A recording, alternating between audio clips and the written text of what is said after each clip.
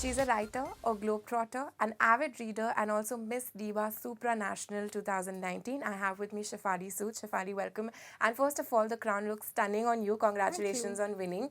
Tell us, what does it feel like? Because everyone has this different individual feeling, unique feeling that they have when they win finally. So what was that feeling for you? Well, thank you, first and foremost. That was a really lovely introduction. It's been quite surreal, I've been saying this in all of my interviews. It's been such a overwhelming feeling. It's been such a whirlwind ever since I was crowned. There's been very little time to myself. And my homecoming happened, my crowning happened, all of it happened in such a rush that now I'm standing at this, platform 5 days away, leaving for my pageant. And I don't think it has still sunk in that I will be representing India. To be that feeling of being called India still hasn't sunk in. So I think I'm still just living in a dream world. Right. Also, a lot of people, when they look at beauty pageants, they often tend to look at the glamorous side of it, but not a lot of people know the pressures that you have to face. For example, like how you just said that, you would be called India.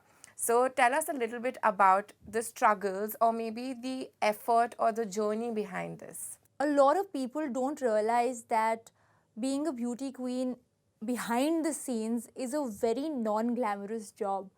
It is so much hard work because, at least as far as I'm concerned, being a beauty queen is a very holistic job. It's a very wholesome job which requires me to not only look a certain way, but so much more than that. It is to go into a room and create an impact. It is to leave value wherever I go. And I think in order to create value in anybody's life, you have to have value within yourself. Right. And to create that value within yourself, you have to be a very curious person, someone who's always willing to learn, somebody who holds themselves accountable for their mistakes and shortcomings. I think that all of that put together is so much hard work. Other than, of course, the fittings, the makeup, it takes a village to look the way that we do. We don't just wake up like this. But again, like I said, that's only a very small percentage of it. So and for me, my journey has been 3 years long, to this crown. I was in Miss India, then I was in Diva, and then, as luck would have it, this was a handpicking. So much has happened for me to be here. My journey has been a lot of challenges, emotional as well as physical. So I feel that people really need to understand that side of the journey to be able to truly appreciate what it takes to be here. Right. And it also makes you ready for the event to come in 5 days as well. Yes, absolutely. I didn't think that I would be in such a good headspace, but I am, surprisingly, and touch wood. But I'm really looking forward to what's coming. Super. Now, you're also a philanthropist, and we know that you've won the National Award for Social Services by the Youth Wing of Indian Government. So tell us, we want to know more about that. I don't like talking about it so much because this award also, it happened. And when my mom told me about it, I was like, you know what, Mom, this is not why I did it. I appreciate the acknowledgement.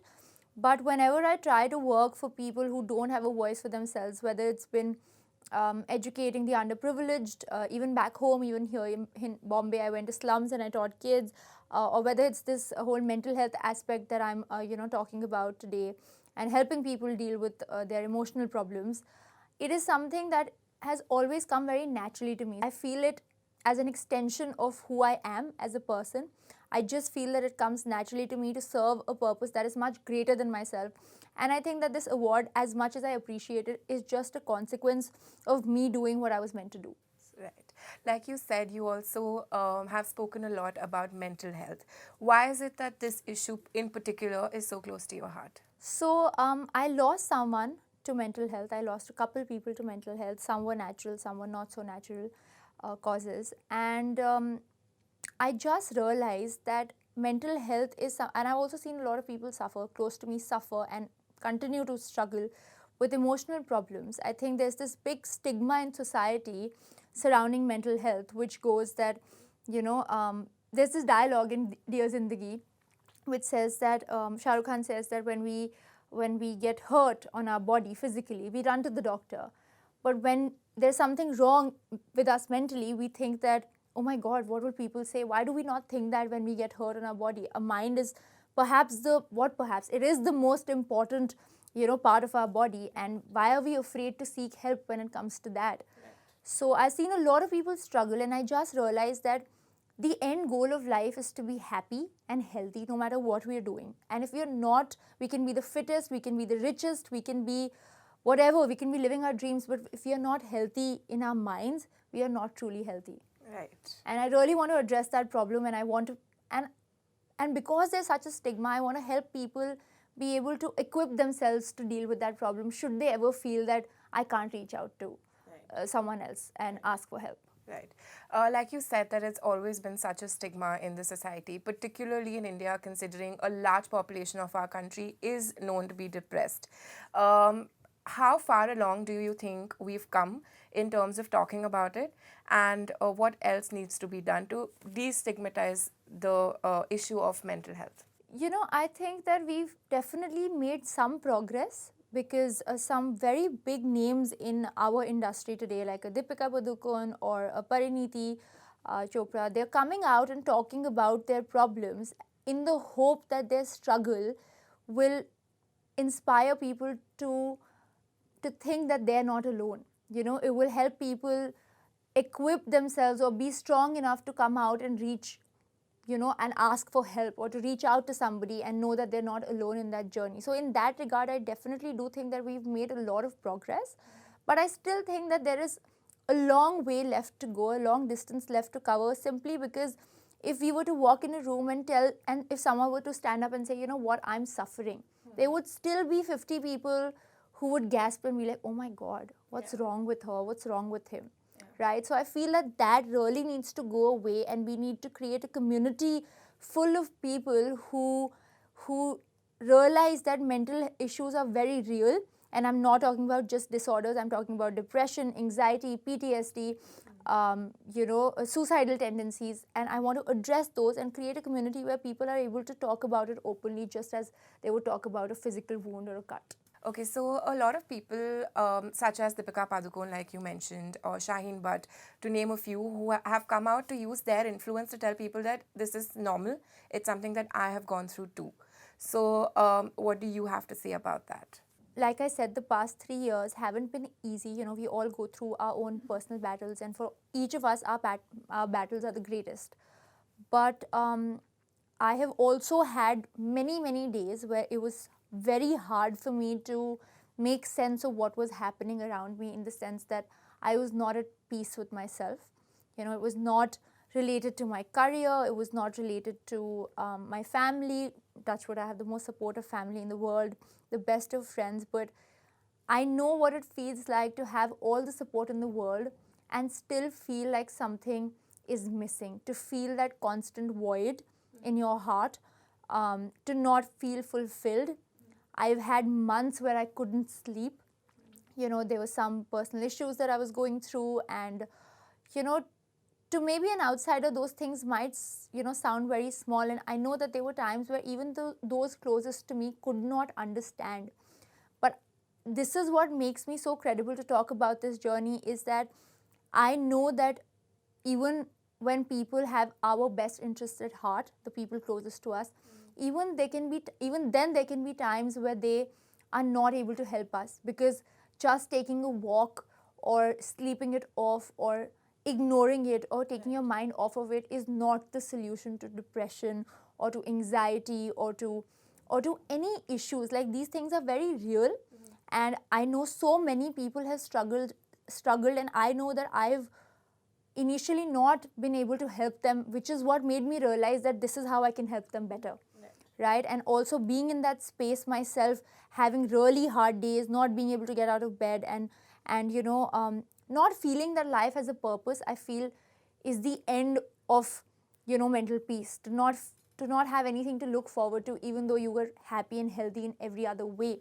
It can seem so superficial and surface level to the outside world, but it's not that. You know, it's a very real thing. It's a very common thing that people are suffering from, and I want people to understand that you can pull yourself out of it with the right help. I really helped myself. It took me a long time. I could not have done it without the people around me, but it took a lot of effort on my part also to come out of those hard days, or, you know, that phase of time in my life, because I had to help people help me. I had to teach them how to help me. Right. You had while to helping educate them myself. first. Yes, And I then, had to educate them first, and I had to educate myself first, and then we took that journey together. Right. So it was very hard, but I also know that it's possible because I'm sitting in front of you today, and I'm talking about something that's so personal to me, perhaps for the very first time. It overwhelms me and it makes me very emotional, but it is my hope that it will help people help themselves. Absolutely. And it's great that you're using your influence to reach out to people and say that, hey, I've been through it. And if you're going through it, you're going to be fine.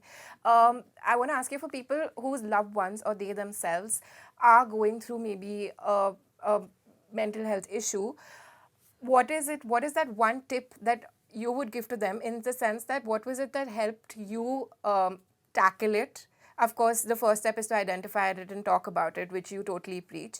But what is that one thing that helped you the most to tackle it, that maybe will help them, people who are watching and are absolutely clueless as to what to do? You said it. I think that reaching out and talking about it is the first and foremost step. And I think people underestimate how important and how big a step that is in order to recover. I think in the steps to recovery, the most important thing is to reach out, whether it's to family or friends. If they don't understand, there is no dearth of help out there. Initially, during these tough times, I helped myself. I knew there was a problem. Of course, I addressed it. But most importantly, I stood up, and I think I relied very heavily on my spirituality. Okay. I'm not a very religious person, but I'm a very spiritual person. I think we all are, whether we realize it or not. And I really heavily relied on the fact that there was something much greater than me that existed, that thought that it was important for me to go through something like this in order to become who I'm meant to be. I've always known and said and believed that I'm here to serve a purpose much bigger than mine, and maybe these instances and these phases were necessary. So I read a lot. I read a lot of self-help books.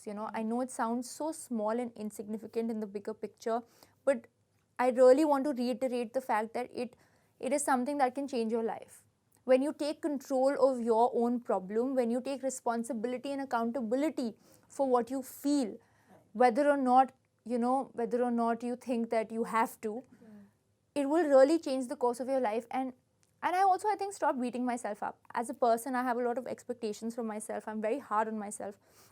So, I think that people really need to stop being so hard on themselves and realize how human they are. And it's the fact that they have so much empathy and emotion that makes them so vulnerable and beautiful. Right. So when people embrace that, that side of them, things really become easy. That's very well said. You also mentioned that you read a lot of books and you found that anchor in spirituality. You yourself are also writing a book about mental health. So what are the kind of issues that you would want to tap on in the book? So, I'm right now equipping myself, because I don't have a degree in psychology. I didn't study it for my graduation, even though I wanted to. I am now studying applied psychology so that I can pursue life coaching after my pageant is done, as one of the things, and hopefully with the crown.